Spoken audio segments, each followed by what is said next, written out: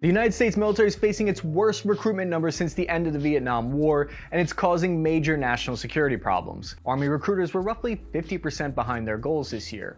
That would reduce their numbers by 40,000 troops over the next 2 years, which would be like losing 4 whole divisions on the battlefield. Where'd Bravo Company go? We need covering fire now. What do you mean they didn't re-enlist? The American military is on its way to falling dangerously below the necessary troop strength of 1.3 million. This force number isn't random. It's carefully created based on the ambitious US foreign policy goals of defending its borders, upholding international order, as well as promoting American interests abroad.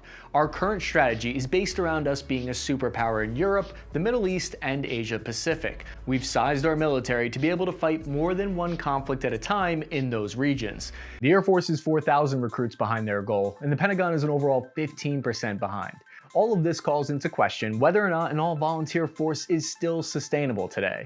The strange thing is, the problem isn't unique just to the United States. Canada and the UK are also significantly missing their force strength numbers. Canada is 7,600 members short, and the UK is likely to shrink down to 72,000 soldiers by 2025, which is 10,000 below goal. Some UK infantry regiments are reported to be understaffed by 30%. If something isn't done to reverse these numbers soon, the current reduced force is going to be stretched to its absolute limit. Other NATO allies like Turkey rely on mandatory service to fix this problem, with 32% of their ranks being conscripts, something that US politicians and military leaders strongly oppose. Let's take a look at 4 key explanations for why nobody wants to join the military, including financial problems, declining trust in the military, woke culture, and unqualified citizens. Reason number 1, a tight labor market could help explain why no one is joining. The US unemployment rate is at 3.5%, around the lowest it's been in the better part of a decade, meaning recruiters have a smaller pool of recruits to draw from if everyone already has better paying, easier civilian jobs readily available. For instance, an E1 private in the Army earns $22,000. An average high school graduate earns $40,000 per year. But this doesn't really fully explain the decline in recruitment because, contrary to popular belief, when comparably measured, the US entry-level military pay is about 8% higher than US entry-level civilian pay. This is because the military covers healthcare, housing, and oftentimes food. Uniform paid for, electric bill paid for, water bill paid for, living quarters paid for. Famous performer Mia Khalifa had some insight into the financial problems facing the military recruitment. Honestly, I think that selling your body, like if we're going by that definition, being in the Army is worse than being on OnlyFans. Wow. You're selling your body to the government. I didn't just sell my body to the government, I also sold my soul. But you know what? She might not even be wrong. If you're gonna make sacrifices necessary to serve your country, maybe you should earn a pretty penny for it. But don't worry, the military always has been known for being hip and non-traditional. They leveraged TikTok to solve the problem. An Army recruiter used Cameo to pay the Island Boys to help with his recruiting goals. Army recruiter giving out bonuses, paid vacations, and a free college, no money. Hey, invite me right now, Sergeant Thomas. I want to be in the Army. Army recruiters have since been banned from using TikTok to recruit further, which has kneecapped their abilities to forge relationships in a world that has changed, where impressing students at a mall in your Class A uniform is becoming more and more rare. People are going out less. In response, Army recruiters have more than doubled their quick ship bonuses, where recruits can earn $50,000 if they start training in the next 30 days for some jobs. So why hasn't this helped boost recruitment numbers? Young people reportedly fear PTSD is a major factor as to why they won't join. A concern that might be well-founded, with 20% of service members returning from Iraq and Afghanistan showing signs of PTSD. As much as military leadership would like to blame the tight labor market, this article from the Wall Street Journal points out it doesn't really explain the problem fully. The unemployment rate today is actually roughly the same as it was in 2019, when the Army exceeded its recruiting goal. So the obvious question becomes, what major event happened between 2019 and today that might have affected recruiting numbers? Reason number 2, trust in the military. The 2021 Reagan National Defense Survey found there was a decline in American confidence in the military, stating, quote, "With all that has happened in the last year, it's understandable that Americans are experiencing a sense of pessimism. Public trust in the US military has dropped from 70% in 2018 prior to the pandemic to today a lowly 56%. Then Governor Kate Brown activating the National Guard as part of the Unified Command A riot declared earlier tonight during protests in downtown Portland. More than 62,000 U.S. National Guard were mobilized to help prevent rioting that happened across the country during 2020. According to the National Guard Bureau, troops in 23 states were activated by governors to try to stamp down and quell the level of disorder. While I personally believe that this was a necessary measure, I could see where many young Americans could look at that today and lose trust in the armed forces. On the other hand, the military potentially earned a lot of people's respect for helping keep the peace. However, it's important to keep those numbers in context, because while trust has declined in the military, they still remain one of the most highly regarded among American institutions, with only 6% of people saying they have no trust in the armed forces at all. For comparison, Congress is sitting at a lowly 10%, and public education system at a 21%. As a product of public school systems, yeah, that tracks. It's unfortunate, it's wrong, but this next quote shows how a lot of people distrust the military. I'm joining the Marines in the USA. What do you think? I think you're a fool. You're a fool. Stupid. You ain't protecting nothing but profits for companies that don't care about you. They'll force you to take injections which you don't even want. And while I think a lot of what he says is performance and trolling, if that is truly what people think about patriotism and service in the US military today, then there must be some kind of way to fix this messaging problem. There must be some kind of advertising campaign that the military could run that wouldn't alienate half the country.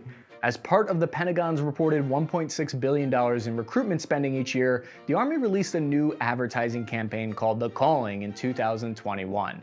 Let's put it this way, not everyone loved it. Critics said the recruitment campaigns were quote-unquote woke virtue signaling instead of an effective campaign to fill the ranks. Veterans believe that these commercials focused on aspects of new recruits that make them different and individual and special unique snowflakes, which specifically runs counter to the military's traditional culture of unity and selfless service.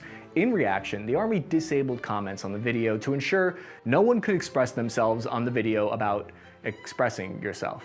But this is part of a much broader problem in the entire NATO force. Potential reason number 3 for low recruitment: woke military culture? The Canadian government earmarked 200 million CAD to completely change their military's entire culture. Would this mean a shift of focus from winning wars to policing feelings and telling on fellow soldiers for minor speech infractions? The Canadian Minister of Defense, Anita Anand, claims the changes will address long-standing, deeply ingrained prejudice present in their forces.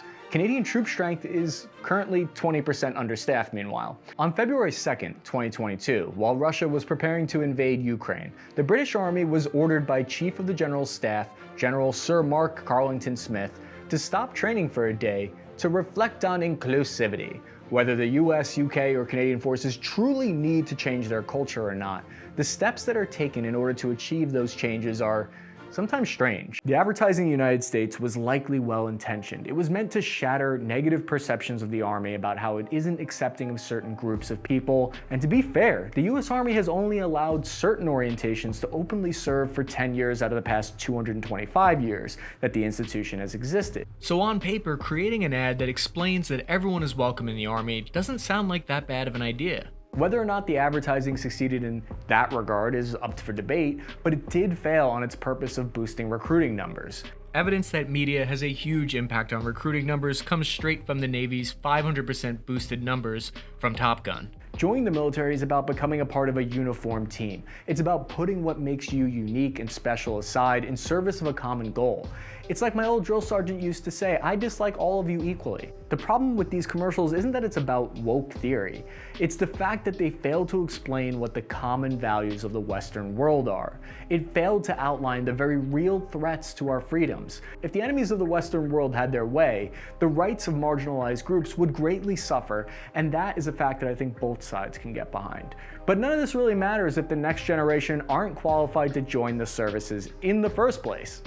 Reason number 4, unqualified citizens. According to the Department of Defense, approximately 70 to 75% of young Americans today are not even qualified to serve right off the bat due to being either overweight or having minor criminal infractions that come up on their background checks. Only 23% of candidates remain who don't require a waiver to join. That number is further reduced by more potential recruits being unable to pass the Army's academic exam called the infamous ASVAB. It's kind of like the SAT. The pool gets shrunk even further down to an above ground pool when you consider another 12% are going to college. I know a lot of times I joke about having gotten an ASVAB waiver, but that's not true. I cheated on the test. If US forces shrink by an additional 40,000 troops, there are some who believe we'd be reaching a breaking point for low troop numbers.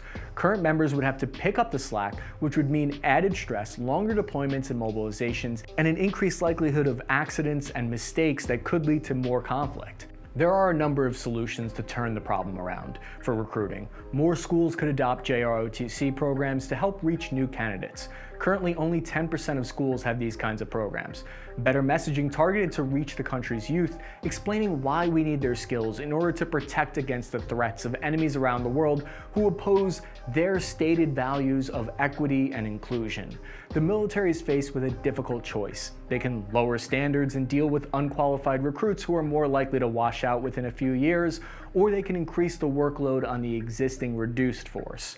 Lieutenant General Thomas Spears said, quote, "2022 is the year we question the sustainability of an all-volunteer force. I think the recruitment problem is the canary in the coal mine, warning of underlying problems in the Western countries that need to be addressed, and not only for national security purposes."